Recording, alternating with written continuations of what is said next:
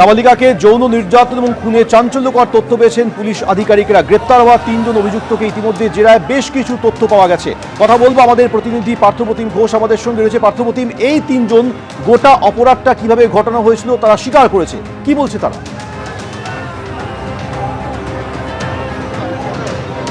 দেখো, যে বিষয়ে তোমায় বলবো যে গোটা ঘটনা সম্পর্কে পুলিশ সূত্রে যেমনটা জানতে পারছি, পুলিশ বলছে যে বিষয়টা তারা হচ্ছে গোটা বিষয় তদন্ত যখন শুরু করেছেন সেই তদন্তে নেমে ৩ জনকে ইতিমধ্যে গ্রেপ্তার করা হয়েছে এবং সেই ৩ জনকে গ্রেপ্তার করার পর বেশ কিছু জায়গায় তাদের কাছে ধোঁয়াশা রয়েছে এবং যাদেরকে গ্রেপ্তার করা হয়েছে তাদেরকে জিজ্ঞাসাবাদ করা হচ্ছে এবং সেই জিজ্ঞাসাবাদে পুলিশ সূত্রে যে তথ্য আমরা পাচ্ছি তাতে হচ্ছে একে অপরের বিরুদ্ধে কিন্তু বক্তব্য রাখছে, অর্থাৎ অসংগতি তাদের কথায় রাখছে, একে অপরের ঘাড়ে দোষারোপ করার চেষ্টা করছেন।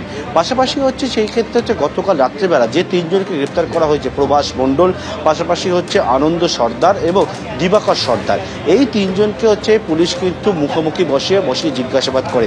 সেক্ষেত্রে আরও যে তথ্য পুলিশের কাছে উঠে এসছে, যেমনটা হচ্ছে যে গোটা ঘটনাটা পূর্ব পরিকল্পনা মাফিক করা হয়েছে। গোটা ঘটনাটা ঘটে শনিবার দিনকে, যখন নাবালিকা একেবারে সেই রাস্তা দিয়ে যাচ্ছিল। আগে থেকেই তাদের পরিকল্পনা ছিল এবং সেই মতো প্রভাসকে 10,000 টাকা দেবে বলেছিল আনন্দ, তেমনটাই কিন্তু উঠে এসছে যে নাবালিকাকে নিয়ে আসতে হবে। কোথায় নিয়ে যেতে হবে? যে জায়গায় নাবালিকার দেহ উদ্ধার হয়েছে, যে পুকুরে, সেই পুকুরের কাছে একটা ঝুপড়ি রয়েছে।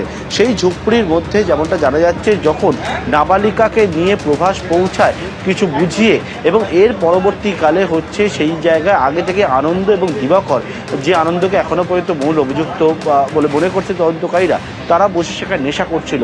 নাবালিকার এর পরে কিন্তু ঝুপড়িতে নিয়ে যাওয়ার পর নাবালিকা যখন সেখানে বেরিয়ে আসার চেষ্টা করতে থাকেন, তখন তার ওপরে একবারে নির্যাতন চালাতে থাকে এবং সেই নির্যাতন নৃশংসভাবে নির্যাতন করে এবং এরপর নাবালিকা সংজ্ঞা হারায়। যখন তারা মনে করে যে নাবালিকার মৃত্যু হয়েছে, এবং তারপর রাত্রেবেলা গভীর রাত্রে নাবালিকাকে বস্তার মধ্যে পুরে তারা হচ্ছে নিয়ে যায় হচ্ছে কাছে যে পুকুর রয়েছে সেই জায়গায়। পুকুরের মধ্যে যখন ফেলে দেয়, তারা ফেলতে যায়, তখন সেই বস্তাটি ছিঁড়ে যায়। এরপরে নাবালিকাকে জলের মধ্যে ফেলে দিয়ে প্রত্যেকে যে যায় বাড়িতে চলে যায়। নৃশংসভাবে এই খুনের ঘটনাটি ঘটে এবং যে ধর্ষণের ঘটনাটি ঘটেছে, এবং সেই ঘটনার পর তুমি দেখেছো অগ্নিকর্ম হয়ে ওঠে বারুইপুর।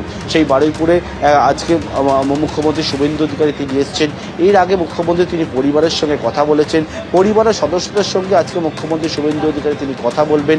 10 জন সদস্যকে নিয়ে এসছেন মুখ্যমন্ত্রীর সঙ্গে কথা বলার জন্য নাবালিকার পরিবারে, যেমন নাবালিকার মা, বাবা রয়েছে, এলাকার বাসিন্দারা রয়েছে,